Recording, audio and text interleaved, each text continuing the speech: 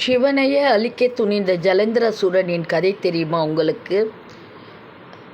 கதை கேட்பதற்கு முன்னால் ஓம் நம சிவாயா என்று பதிவிட்டு கதையை கேளுங்கள்.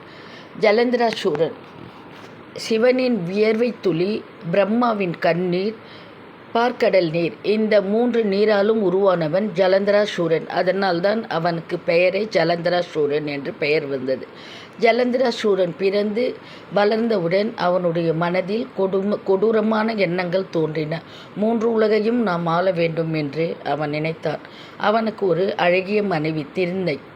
அவள் கற்பில் சிறந்தவள். தன் கனவிலும் எண்ணத்தாலும் கூட யாரொரு பிறாடவனை நினைக்காதவள். தன்னுடைய கணவனுக்கு அவள் மிகவும் சிறந்த மனைவியாக இருந்தாள்.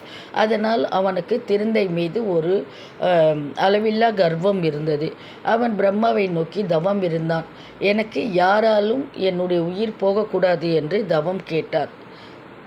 அதற்கு வரம் கேட்டான். பிரம்மா அதற்கு ஒத்துக்கவில்லை. அப்போ என்ன பண்ணான்? திரும்பவும் அவன் எனக்கு அந்த தவம் தரலைன்னா பரவாயில்லை, என்னோட மனைவியில் கற்பில் சிறிதளவு கலங்கம் ஏற்படும் போது மட்டும்தான் எனக்கு மரணம் வேணும். ஏன்னா தன் மனைவி கற்பின் மீது அளவில்லாத கர்வம் இருந்தால் இந்த வரத்தை வாங்கிட்டு அதன் பிறகு தேவர்களுக்கு மிகவும் அவனால் நிறைய கெடுதல் பண்ணிட்டு இருந்தான். அப்போ சிவபெருமானையே அழிக்க துணிஞ்சு அவன் அந்த நாட்கள் வரும்போது சிவபெருமான் என்ன பண்ணுறாரு? விஷ்ணு பகவான் அழைச்சி, நீ பூலோகத்தில் இந்த ஜலந்தரா உருவெடுத்து அவன் மனைவியை போய் பாரு அப்படின்னு சொல்லி திருந்தையை பார்க்க சொல்லி அனுப்புகிறாரு. விஷ்ணு பகவானும் போயிடுறாரு. அப்போ சிவபெருமான் ஒரு பிராமணர் வடிவெடுத்துட்டு ஜலந்தராசுரன் கிட்ட போயிட்டு, நான் ஒரு சக்கரம் வரைகிறேன், அந்த சக்கரத்தை நீ தலையில் எடுத்து வச்ச உனக்கு அழிவு நிச்சயம்னு சொல்கிறாரு. ஜலந்தராசுரன், அப்படியெல்லாம் எனக்கு வராது, நான் எடுத்து தலையில் வைக்கிறேன் அப்படின்னு சொல்லிட்டு ரொம்ப கர்வமாக அந்த சக்கரத்தை அவன் தலையில் எடுத்து வைக்கிற நேரம் விஷ்ணு பூலோகத்துக்கு போய் திருந்தையை பார்க்குறாரு. அவரோட கணவன் உருவத்தில் போகிறாரு. அப்போ திருந்தை ரொம்ப ஆனந்தமாக கணவன் வந்துட்டான்னு ஓடி வராங்க.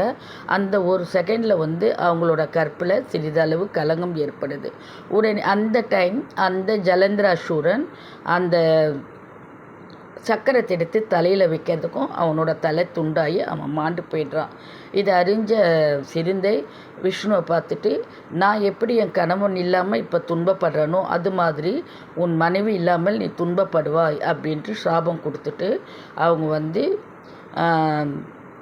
தீக்குளிச்சிடுறாங்க.